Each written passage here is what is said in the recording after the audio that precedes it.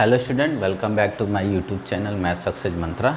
और आज class 10th में हम नया चैप्टर लेकर आए हैं। आज इससे पहले आपको मैं क्वाड्रेटिक इक्वेशंस पढ़ा रहा था और मैं बता देना चाहता हूँ क्वाड्रेटिक इक्वेशंस में दो मेथड्स हैं। एक तो बाई सॉल्व करना है बाई फैक्टराइजेशन, एक है बाई क्वाड्रेटिक फार्मूला। मैंने क्या किया है, इन दोनों को पढ़ा दिया है। ठीक ना, मैं क्या किया हूँ, इन दोनों को पढ़ा दिया हूँ। और अब मैं स्टार्ट करूँगा आज अर्थमेटिक प्रोग्रेशन, जिसको शॉर्ट में एपी बोलते हैं। क्या बोलते हैं? एपी बोलते हैं। उसके क्वेश्चन बनाइए, कुछ साइड बुक का सहारा लेके क्वेश्चन बनाते रहिए। पॉसिबल नहीं है कि यूट्यूब पर मैं एक एक क्वेश्चन आपको करा दूं, लेकिन हम भरसक प्रयास कर रहा हूं कि इंपॉर्टेंट क्वेश्चन साथ में हो जा रहे हैं। ठीक है ना, तो आज हम लोग अर्थमेटिक प्रोग्रेशन पढ़ेंगे। ठीक है ना, चलिए। अर्थमेटिक प्रोग्रेशन होता क्या है, जिसको हम एपी बोलते हैं। अब कुछ हम सीक्वेंस लेते हैं। सीक्वेंस क्या होता है उसको भी बताते हैं।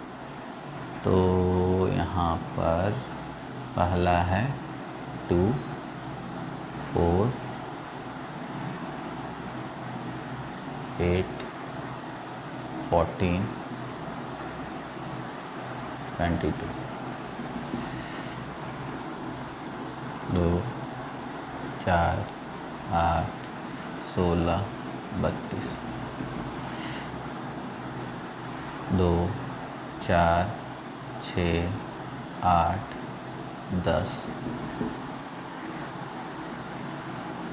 2, 5, 8, 1, 5, 9, 13, 17,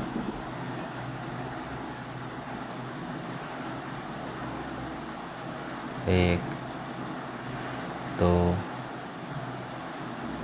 4, 7, 11, 16।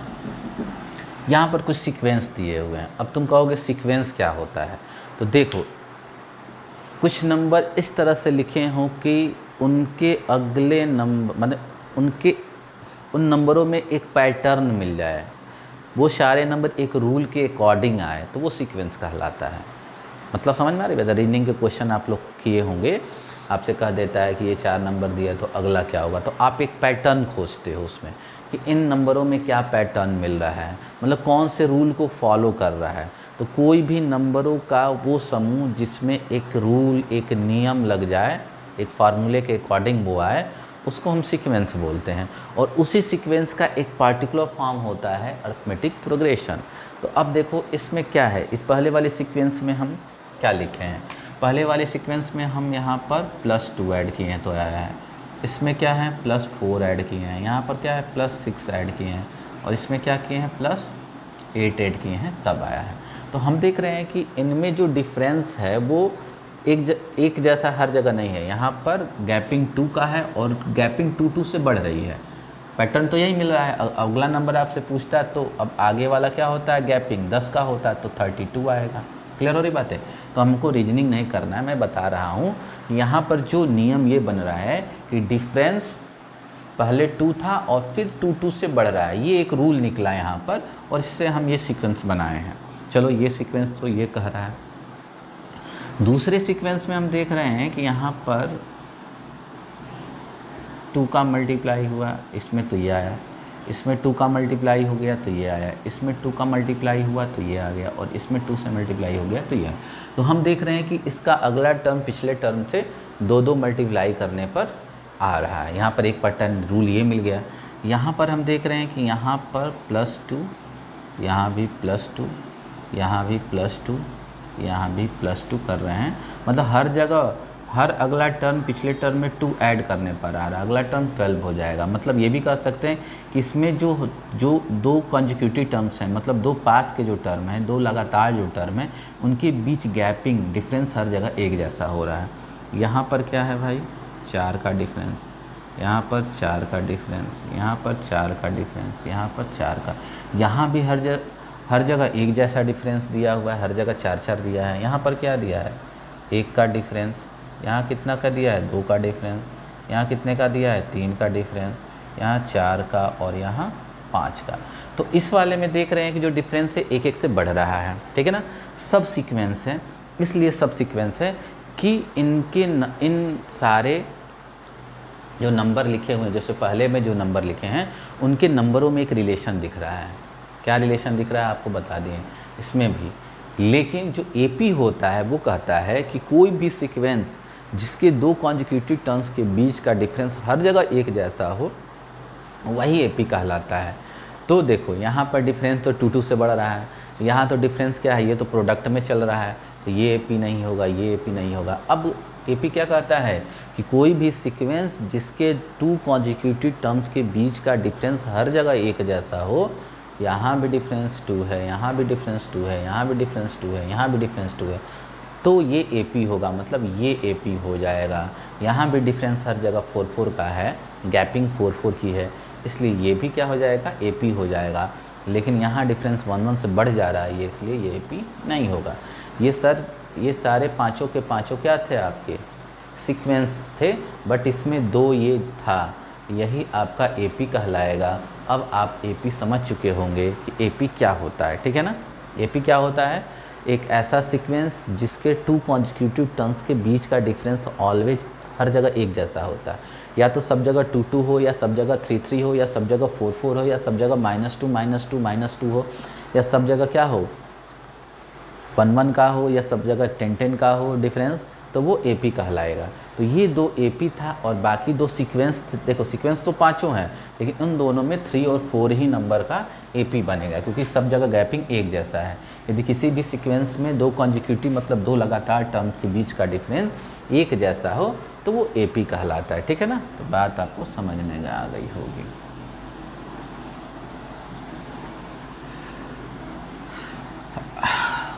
चलिए और भी लिख लेते हैं एपी। जैसे एग्जाम्पल है एपी का 4, 7, 10, 13, 16। अब ये एपी है, क्यों एपी है, क्योंकि यहाँ पर +3 गैपिंग हर जगह 3 की है, तो ये एपी कहलाएगा। अब देखो ये जो कॉमन डिफरेंस, मतलब हर जगह जो डिफरेंस मतलब गैपिंग जो हो सेम हो रहा है, इसको हम बोलते हैं कॉमन डिफरेंस। एपी में क्या बोलते हैं, कॉमन डिफरेंस। और यहाँ पर कॉमन डिफरेंस क्या है, 3 है। अब ये बड़ा इम्पॉर्टेंट एक चीज़ है आपके लिए। यदि कॉमन डिफरेंस आपको मालूम है तो एपी लिखना बहुत आसान हो जाएगा। लेकिन कब, जब आपको फर्स्ट टर्म मालूम हो। क्या मालूम है, उसका फर्स्ट टर्म मालूम हो। यहाँ फर्स्ट टर्म कितना है, 4। यदि फर्स्ट टर्म मालूम है और कॉमन डिफरेंस मालूम है तो हम एपी की क्या कर सकते हैं, कंस्ट्रक्ट कर सकते हैं। अब कैसे कंस्ट्रक्ट करेंगे, फर्स्ट टर्म लिख लीजिए और अगले जो टर्म मिलेगा वो तो क्या होगा, कॉमन डिफरेंस ऐड करके मिल गया, तो 3 ऐड कर दीजिए तो अगला, इसमें 3 ऐड करिए तो अगला, इसमें 3 ऐड करिए तो नेक्स्ट, इसमें 3 ऐड करिए तो नेक्स्ट। मिल गया कि नहीं। 2 चीज़ इसमें इंपॉर्टेंट है कि फर्स्ट टर्म क्या है और कॉमन डिफरेंस क्या है। यदि ये 2 चीज़ मालूम हो तो हम एपी को कंस्ट्रक्ट कर सकते हैं, मतलब एपी को हम लिख सकते हैं। तो ये 2 वर्ड हमेशा आएगा, कॉमन डिफरेंस और फर्स्ट टर्म। तो जनरली कॉमन डिफरेंस को एपी में, ध्यान से देखिए,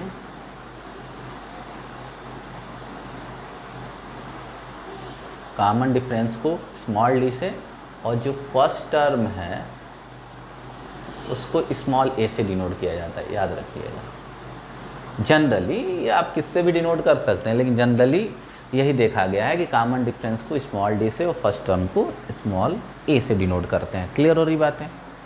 अब मान लेते हैं कि किसी एपी का फर्स्ट टर्म ए है और कॉमन डिफरेंस डी है, तब क्या होगा, ध्यान से देखिएगा।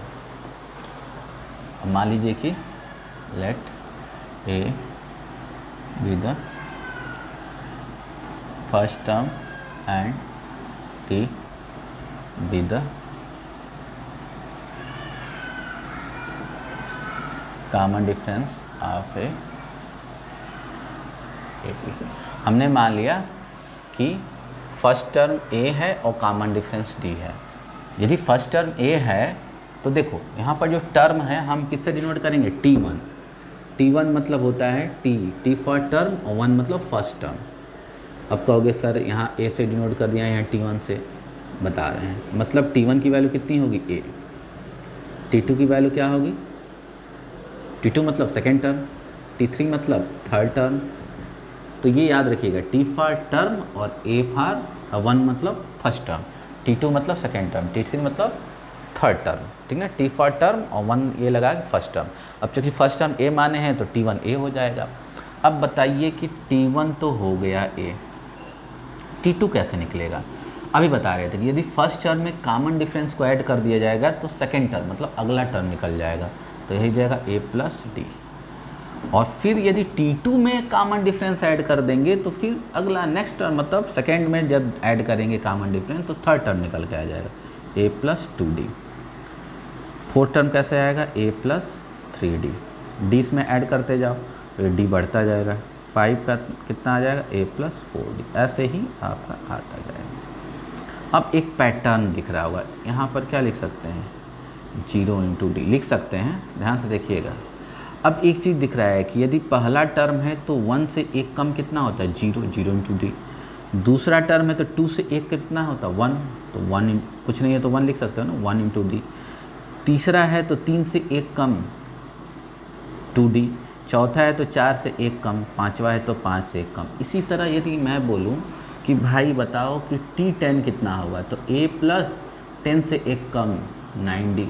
और इसी तरह से बोलो कि ये nवां टर्म, nth टर्म, nवां मतलब n की वैल्यू, nth टर्म कितना हो जाएगा? A प्लस n से 1 कम n माइनस 1 इंटू डी, ये आएगा। और यही है किसका फार्मूला? nth टर्म का। nth टर्म इक्वल टू होता है A plus n minus 1 into D. ए जो मन वो ले लो, जैसे nth टर्म मतलब अब जैसे आपको 20वां टर्म निकालना है तो n की वैल्यू 20, तो A plus b minus 1 into d क्या हो जाएगा? A प्लस क्या हो जाएगा? A प्लस 90D हो जाएगा। क्लियर हो रही बात है? तो ये एक फार्मूला बन गया आपका, nth टर्म का फार्मूला बन गया कि कैसे हम किसी भी AP का डायरेक्ट हम वो टर्म फाइंड आउट कर लेंगे। जैसे फॉर एग्जांपल आपको कोई AP दिया हो,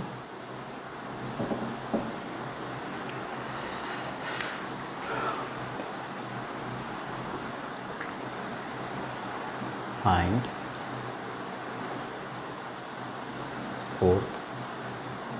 फोर्थ नहीं 8th terms of given AP। जैसे 4, 9, 13, 14, 19 ये दिया हुआ है, ठीक ना।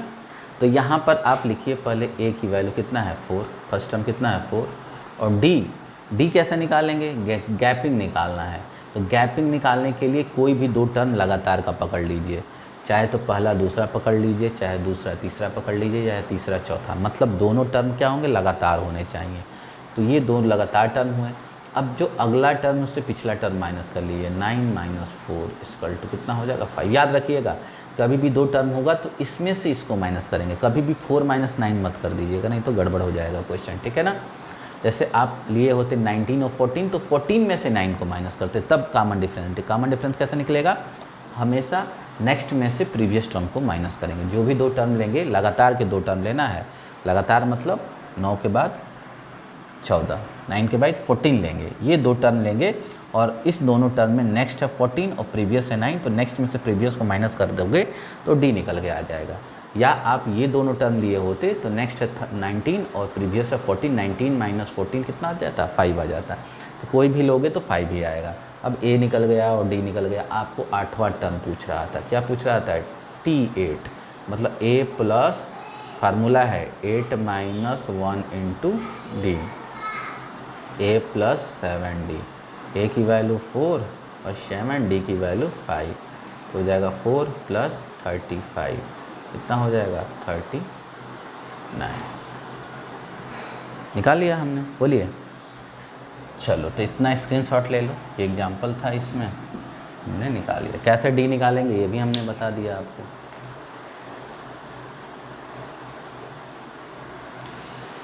चलो अब एक चीज़ देख लीजिए, मान लेते हैं किसी AP में 10 टर्म है तो 10वां टर्म क्या हो जाएगा? उसका लास्ट टर्म हो जाएगा। यदि किसी AP में 20 टर्म है तो 20वां टर्म ही लास्ट टर्म हो जाएगा। किसी AP में 25 टर्म है तो 25वां टर्म ही क्या हो जाएगा? लास्ट टर्म हो जाएगा। तो ये बताइए कि if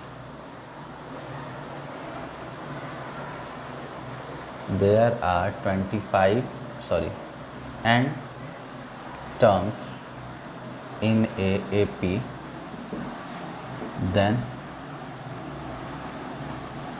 last term is equal to nth term। बोलो भाई, if there are n terms in AP, यदि किसी AP में n ही टर्म है तो जो लास्ट टर्म होगा वो तो n टर्म होगा। लास्ट टर्म को डिनोट करेंगे स्मॉल a से। n टर्म का फार्मूला क्या होता है? a plus n minus one into d. एक ये भी फार्मूला होता है कि last term l equal to a plus n minus one into d होता है। क्लियर हो रही बात है? इस पर कैसे क्वेश्चन बनता है? एग्जाम्पल में आपसे पूछेगा find the number of terms in the given AP। जैसे दिया है 2, 4, 6, 8, लास्ट में दिया 56 और आपसे पूछा कि इसमें कितने टर्म होंगे। बहुत आसान है, क्या क्या मालूम है ये लिख लीजिए। 2 मालूम है, फर्स्ट टर्म 2, कॉमन डिफरेंस 2 का दिख रहा है तो डी भी क्या होगा? 2 होगा। अच्छा ये बताइए लास्ट टर्म कितना दिख रहा है? यहाँ 56 दिया है, एल की वैल्यू 56। हमको n मालूम करना है कि n क्या होगा, ठीक ना। ये फार्मूला आप जानते हो, l equal to a plus n minus one into d. कितना हो जाएगा ये? 56, a की वैल्यू 2 और ये n माइनस वन और d की वैल्यू 2। सॉल्व कर दीजिए, n निकल जाएगा। ये इधर जाएगा 54, 54 equal to n minus one into 2 से डिवाइड कर दो 27, n माइनस वन और ये इधर आ जाएगा तो n की वैल्यू 28 आ गया। क्या आ गया? 28 आ गया। बात समझ में आया? यहाँ पर क्या दिया था? ये एक AP दिया था, इसमें हमको नंबर ऑफ टर्म्स नहीं मालूम थे, ये कितने नंबर ऑफ टर्म्स हैं ये निकालना है। क्लियर हो रही बात है? लेकिन ये दिया था कि इसका लास्ट टर्म 56 है। फर्स्ट टर्म भी मालूम है, लास्ट टर्म भी मालूम है और कॉमन डिफरेंस भी मालूम है। यदि इसमें 4 वेरिएबल यूज हुआ है L, A, N, D और इसमें से 3 कोई भी मालूम हो जाएगा तो चौथा निकल जाएगा, याद रखिएगा, ठीक है ना। क्लियर हो रही बात है? तो यहाँ पर A की value 2, D difference, common difference कैसे होगा? 4 में से 2 माइनस कर दो 2 आएगा। L की वैल्यू क्या है? लास्ट टर्म 56 है। N की वैल्यू नहीं मालूम है, इस फार्मूले में रखो निकल के आ जाएगा। बोलिए। तो हमने आपको आज पढ़ाया कि nth टर्म कैसे निकालते हैं और लास्ट टर्म कैसे निकालते हैं, ठीक ना। चलो और क्वेश्चन कर लेते हैं। जैसे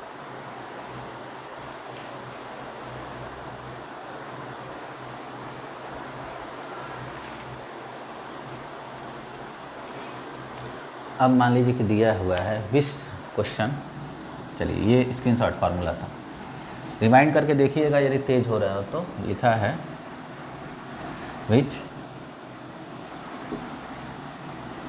term of the AP 21, 42, 63, 84 is 420। अब आपसे क्वेश्चन ये कह रहा है कि इस AP का, ध्यान से देखिए कि AP 21, 42, 63, 84 डॉट डॉट डॉट दिया है, कौन सा टर्म 420 होगा, ठीक है ना। हमको तो मालूम नहीं है कि कौन सा होगा, तो मान लेते हैं कि nवां टर्म होगा। हम क्या मान सकते हैं कि 420 इस AP का nवां टर्म होगा। तो मान लीजिए कि लेट nth टर्म बी 420, ठीक है। nth टर्म मतलब n ही निकालना है। तो हमको एक क्या मालूम है यहाँ, फर्स्ट टर्म 21, डी कैसे निकालेंगे? इसमें से इसको माइनस कर दें तो 42 माइनस 21 ये भी आ जाएगा। ए मालूम हो गया, डी मालूम हो गया और nth टर्म मालूम है, मतलब Tn मालूम है 420। तो अब आप फार्मूला लगाइए Tn का। Tn इक्वल टू क्या होगा? a plus n minus one into D और Tn की वैल्यू हो जाएगा 420, a की वैल्यू क्या हो जाएगा 21, n माइनस वन मतलब n तो निकालना है और d की वैल्यू क्या होगा 21। अब इसमें माइनस कर दो 420 minus 21 equal to n minus one 21। Minus कर दोगे तो 9 और ये हो जाएगा 9, डिवाइड कर दो 399 बाई 21, कितना हो जाएगा? एक ले जाओगे तो 8, 19 हो जाएगा। कितना हो जाएगा? 19 19, 19 ठीक है, 19 टाइम्स काटोगे तो 19 आ जाएगा n-1 और ये इधर आ जाएगा तो n = 20। तो हमारा निकल के आ जाएगा कि n की वैल्यू 20। मतलब कौन सा टर्म, इसमें कितने नंबर ऑफ टर्म्स होंगे,